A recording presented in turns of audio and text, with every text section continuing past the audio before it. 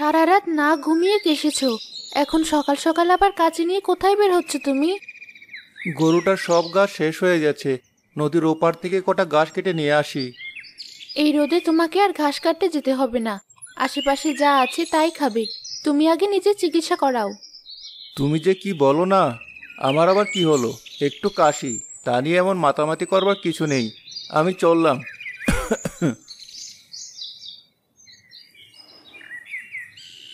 পকেটে টাকা নেই বলে নিজে চিকিৎসা করাচ্ছে না।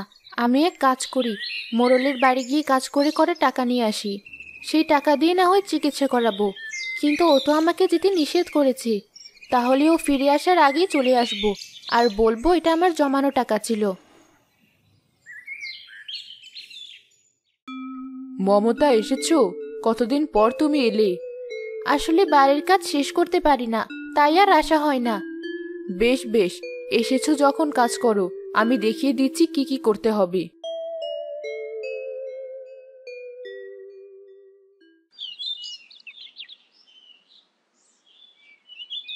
মা, কোথায় ছিলে তুমি? আমি সে কখন স্কুল থেকে এসে বসে আছি। সে কি, আমার কি বেশি দেরি হয়ে গেছে ফিরতে? তোর বাবা বাড়ি ফিরেছে? না, বাবা এখনো আসেনি। কিন্তু তুমি কোথায় ছিলে মা? গিয়েছিলাম একটু মোড়লের বাড়ি, তুই ঘরে আয়, ভাত খা।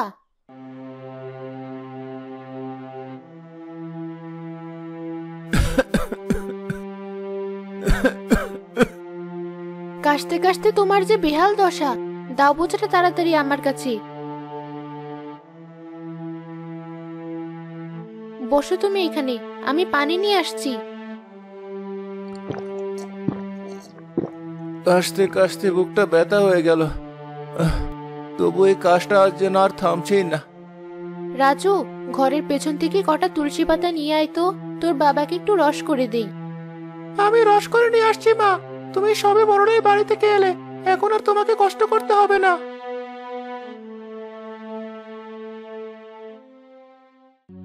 রাজু ওটা কি বলে গেল? তুমি আবার মোড়লের বাড়ি গিয়েছিলে? তোমাকে না আমি নিষেধ করেছি মোড়লের বাড়ি যেতে, তবুও তুমি আমার কোনো কথা শুনবে না।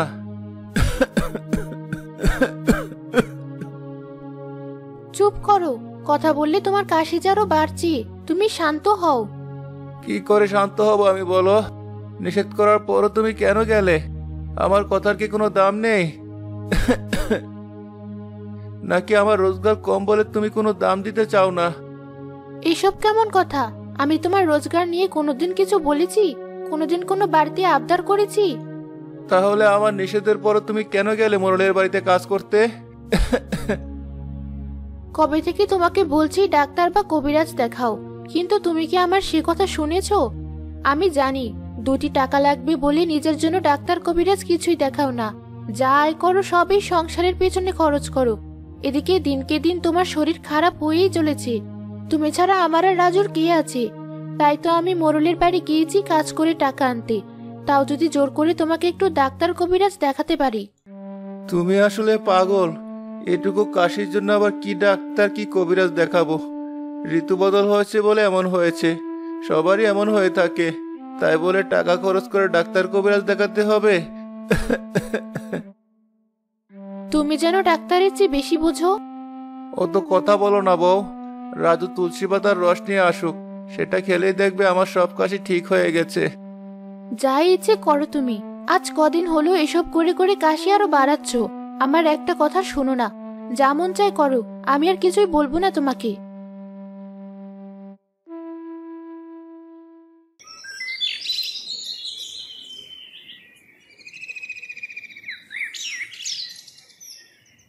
বাবা, এই না তোমার তুলসী পাতার রস। দে বাবা দে। কি তেতো রে! তবুও কেমন এক চিমুকে খেয়ে নিলাম দেখলি। তাও কিন্তু তোর মা এমনই করবে। তা তুই স্কুলে যাচ্ছিস তো ঠিক মতো? লেখাপড়া করছিস? হ্যাঁ বাবা, করছি। তুমি দেখো, এবার আমি ক্লাসে প্রথম হবই। ঠিক আছে বাবা, ভালো করে লেখাপড়া কর তুই। তোর ভরসায় তো তোর মাকে রেখে যেতে হবে আমার। তুই ছাড়া ওকে দেখার আর কেউ থাকবে না। তুমি এসব কি বলছো বাবা? মাকে রেখে কোথায় যাবে তুমি? না না বাবা, কোথাও যাব না। তোদের রেখে আর কোথায় যাব আমি? তোর মা মনে হয় রান্না করতে গেছে, তুই একটু তার কাছে যা, আমি গোসল করে আসি। অযথা ডাক্তার কবিরাজ দেখি আর কি হবে, যে কাশি আমার হয়েছে এতে আমি এমনিতেও বাঁচবো না। শুধু শুধু এই অভাবের সংসারে ডাক্তার কবিরাজকে টাকা দিয়ে আর অভাব বাড়াতে চাই না। যে কদিন বাঁচি এভাবে বাঁচবো, মরে গেলে তো ওদের এমনিতেও কষ্ট পেতে হবে, তার মধ্যে দেনা বাড়িয়ে আর কষ্ট বাড়াতে চাই না।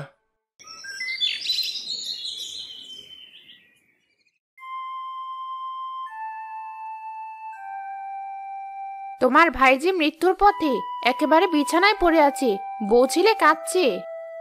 বলো কি? আর সে খবর তুমি আমাকে সবে দিলে? এই সময় গিয়ে কোনো ধান্দা করা কত কঠিন জানো? আগে থেকে এসব বিষয়ে ধান্দা না করলে হয়? তুমিও কিছু বোঝো না, নিজের ভালো তুমি কোনোদিনও বুঝবে না। এখন এত কথা না বলে তুমি চলো, যা করার এখনই করে ফেলো।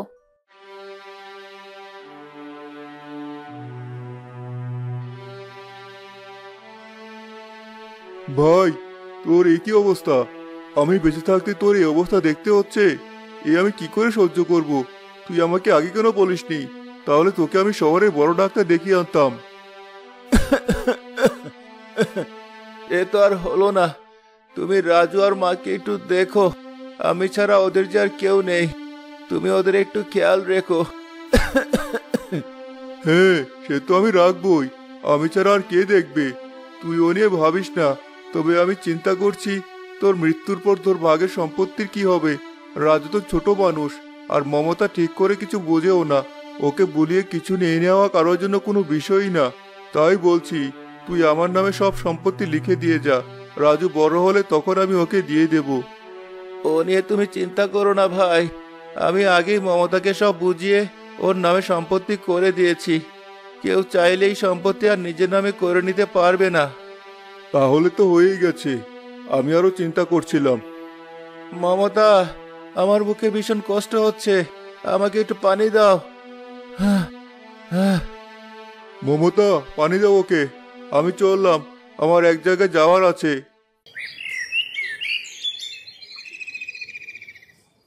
মমতা, আমার সময় শেষ হয়ে এসেছে, আমি তোমাকে কিছু কথা বলতে চাই। কি বলবি? এই বাড়ি ছেড়ে তুমি কোনোদিনও কোথাও যাবে না।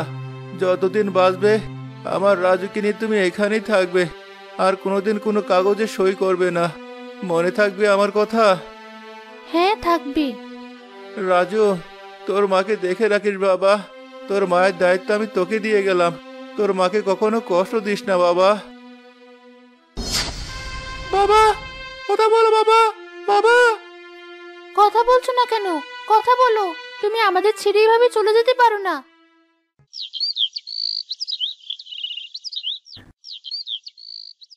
মমতা, তুমি তোমার বাপের বাড়ি চলে যাও। চোখের সামনে কিছু না পেয়ে না খেয়ে দিন কাটছে তোমার। হাজার হোক, তুমি তো আমার ভাইয়ের বউ, তোমার এমন কষ্ট দেখতে আমার একদম ভালো লাগছে না। তাই বলছি, তুমি বাপের বাড়ি যাও। আমারও তো টানাটানির সংসার, আমিও যে তোমাদের দেখবো সেই উপায় আমার নেই। আমাদের আপনাকে দেখতে হবে না ভাই, আমরা কোনো না কোনো ভাবে আমাদের দিন কাটিয়ে দেব, কিন্তু দয়া করে এই বাড়ি ছেড়ে আমাদের যেতে বলবেন না। আমি আমার স্বামীর এই বাড়ি ছেড়ে কোথাও যাব না। ছেলেকে নিয়ে আমি এখানেই থাকবো, সে খেয়ে হোক আর না খেয়ে হোক। সে কি কথা? খেয়ে না খেয়ে এখানে পড়ে থেকে লাভ কি তোর? আমি হলে তো সেদিনই বাপের বাড়ি চলে যেতাম। বাপের বাড়ি গেলে বাপ ভাই কি তোকে ফেলে দেবে? সেখানে গেলে ভালো থাকতে পারবি, ছেলেটাকে ভালো রাখতে পারবি। থাক ভাবি, আর ভালো কথা বলে কাজ নেই। আমার মতো হলে তুমি কি করতে বা অন্যরা কি করবে সে দিয়ে আমার যায় আসে না।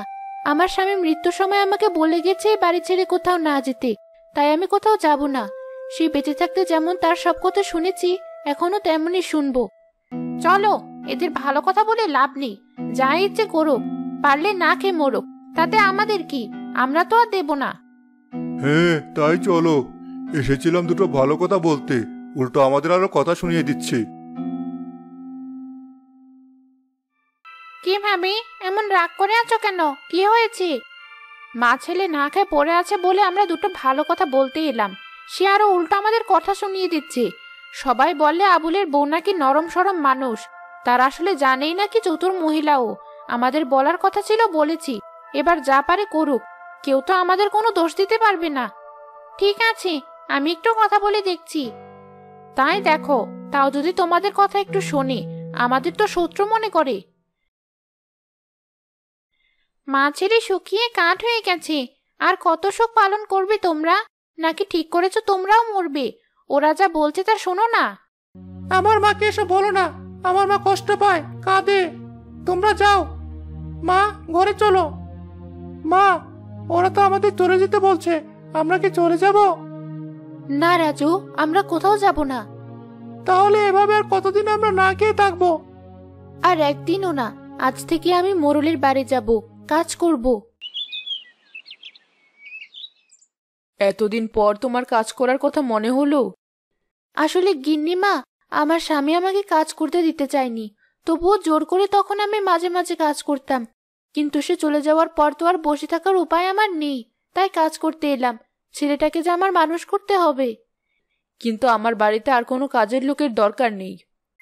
দরকার নেই তো কি হয়েছে? বেচারি অসহায় মানুষ, তাকে দেখার কেউ নেই, তুমি ওকে কাজে রেখে দাও গিন্নি। শুধু শুধু একজন কাজের লোক রেখে কি হবে? বসিয়ে বসিয়ে ওদের বেতন দেব নাকি? তা কেন দেবে? কাজ করিয়েই দেবে। আর হঠাৎ কেউ কাজ বাদও তো দিতে পারে, তখন যদি লোক না পাও তোমার কষ্ট হবে না? সে তো হবেই। হ্যাঁ, তাই বলছি রেখে দাও। তাছাড়া আমি গ্রামের মোড়ল, সে উপায় না পেয়ে আমার বাড়িতে এসেছে। এখন আমি যদি তাকে ফিরিয়ে দেই, গায়ে আমার কোনো মান থাকবে? সে তুমি ঠিক কথাই বলেছ। বেশ, তবে থেকে যাও, কাজ করো। একবার এ ঘরে এসো তো। তোমার আবার কি হলো? গ্রামে এত মানুষের এত বিপদ, কই অন্য কারো কথা তো তুমি সেভাবে ভাবো না। হঠাৎ এর প্রতি তোমার মায়া দয়া উতলে উঠলো কেন? সময় হলে সব জানতে পারবে, এখন কথা বাড়িও না। আর বাকিদের মতো ওর সাথে খারাপ ব্যবহার একদম করবে না, সব সময় ওর সাথে ভালো ব্যবহার করবে, ওকে কাছে কাছে রাখবে। ঠিক আছে, তুমি যা বলবে তাই করব।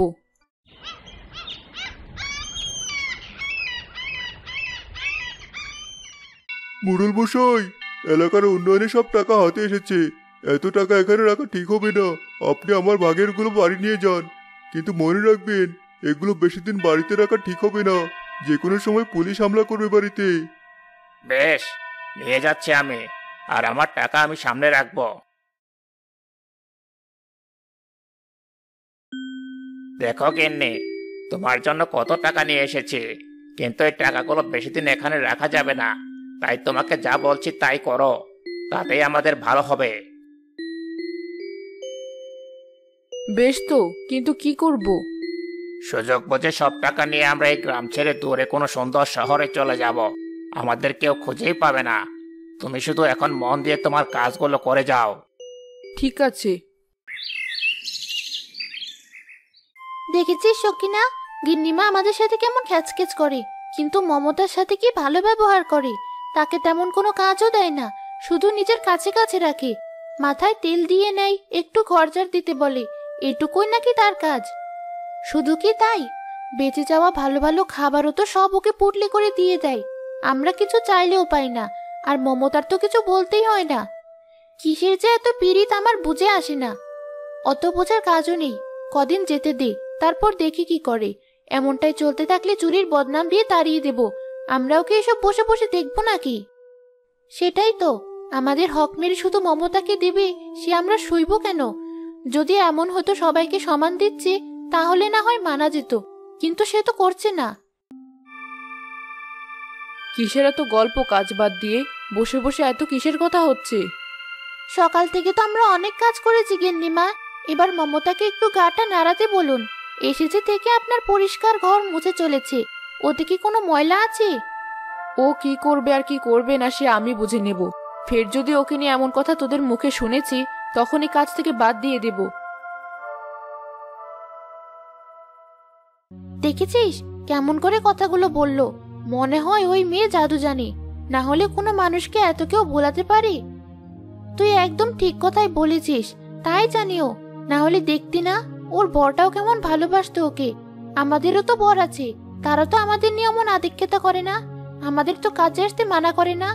কিন্তু ওর বরটা কোনো কাজ ওকে করতে দিতে চাইতো না, জাদুই করে রেখেছিল মনে হয়। তাতেই মনে হয় তাড়াতাড়ি মরে গেছে। থাক, বাদ দে ওসব কথা, কাজে মন দে এবার। না হলে আবার এসে যদি দেখে আমরা কথা বলছি, তাহলে আর রক্ষা থাকবে না। মমতা, চলো তোমার বাড়ি যাব। গিন্নিমা, আপনি হঠাৎ আমার বাড়িতে যাবেন? কেন, গেলে কি কোনো অসুবিধা আছে? না না, সে কেন হবে? আপনার মতো মানুষ আমার বাড়িতে গেলে তো আমি নিজেকে ধন্য মনে করব। তাহলে চলো। আসলে অনেকদিন হলো বাড়ির ভেতরে, এই দালানে থেকে আমার তেমন ভালো লাগছে না।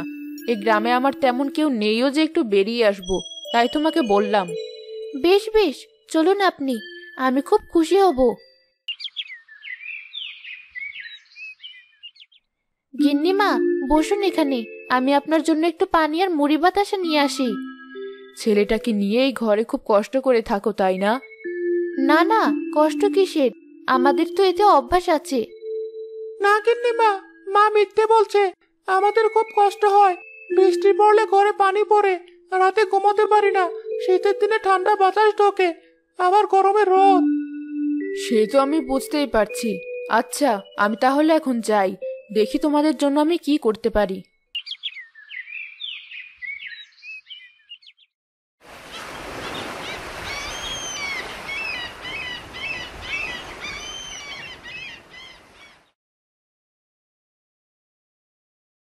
মমতা, গিন্নির কাছে তোমার ঘর দুয়ারের কথা শুনলাম, বড্ড খারাপ লাগলো।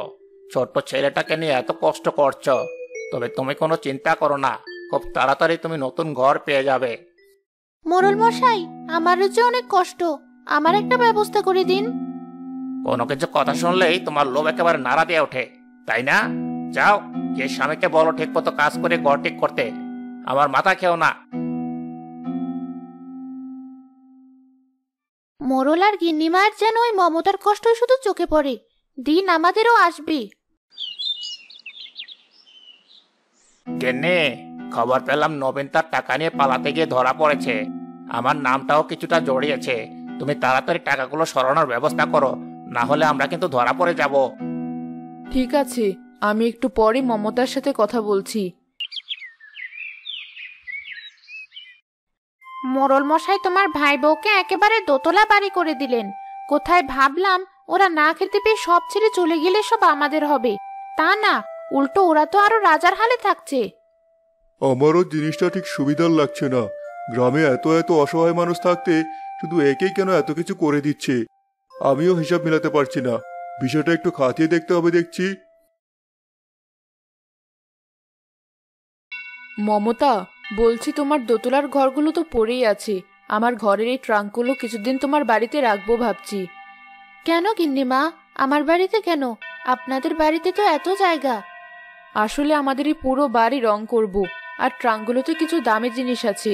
কখন কে কোনটা নিয়ে যাবে তা তো জানি না, তাই তোমার ওখানে রাখবো। তাহলে আমার জিনিসগুলো আর হারাবে না। ঠিক আছে।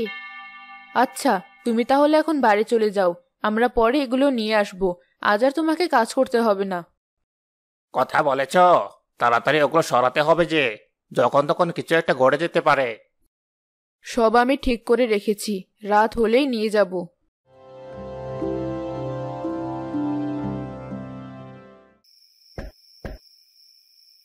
মমতা, দরজা খুলো। এ কি, আপনারা এত রাতে আমাদের বাড়ি?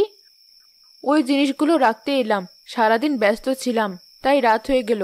আর শোনো, তোমাকে কাল থেকে কাজে যেতে হবে না, এগুলো নেওয়ার পর কাজে যাবে, কেমন? আর কেউ কিছু জিজ্ঞেস করলে বলবে অসুস্থ, তাই যেতে পারো না। এসবের কথা শুনলে কে আবার চুরি করবে ঠিক নেই। ঠিক আছে।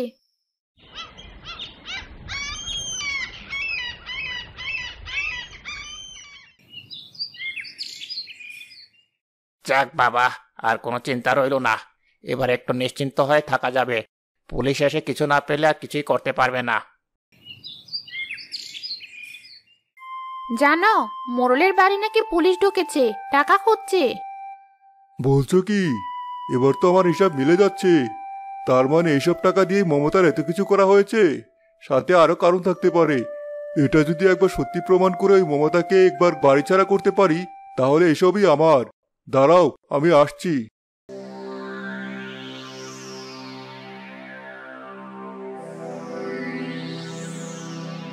এত খুঁজেও কিছুই তো পাচ্ছি না। তবে কি আমরা ভুল খবর শুনে এসেছি? সে কথা তো আমি আপনাকে আগেই কতবার বলেছি অফিসার, আপনি আমার কোনো কথা শুনেননি। বেশ, আমরা দুঃখিত। এবার আমরা আসি তাহলে। না না অফিসার, আপনারা যাবেন না, আমার সাথে আসুন। দয়া করে দেরি করবেন না, তাহলে আর কিছুই পাবেন না। আর মোড়ল মশাইকে নিয়েই চলুন। ঠিক আছে, চলুন।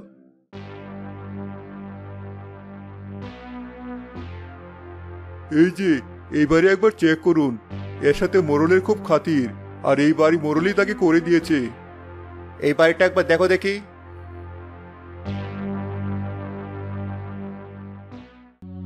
স্যার, টাকাগুলো পেয়েছি। আমি এসব কিছু জানি না স্যার, আমার কোনো দোষ নেই। এগুলো মোড়ল এনে রেখে গেছেন। না না, আমি রাখবো কেন? আমি কিছুই জানি না। এরা দুজনে মিলে এসব করেছে, দুজনকে নিয়ে যান।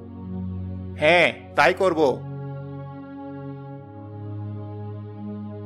না না স্যার, আসলেই মমতার কোনো দোষ নেই। আমরা এর সাক্ষী। মোড়ল আর মোড়লের বউ মিলে এসব করেছে। মমতাকে সহজ সরল পেয়ে তারা ওর সাথে এমন কাজ করতে পেরেছে। তার উপর ওর কেউ নেই বলে ওর উপর দোষ চাপাতে চাইছে। আমরা আড়াল থেকে ওদের সব কথা শুনেছি। আর ভাই, আপনিও আমার দোষ দিলেন। দেবে না? তোমাকে জেলে পাঠাতে পারলে পুরো বাড়ি যে পাবে। মানুষের ওপর দেখে কখনো বিশ্বাস করতে নেই। বড় শিক্ষা হলো আমার। এই শিক্ষা আজীবন মনে থাকবে। নিজ থেকে কেউ সাহায্য করতে চাইলে সে ভালো মানুষ হয় না। এদের মধ্যে অনেক সুযোগ সন্ধানী লোক থাকে।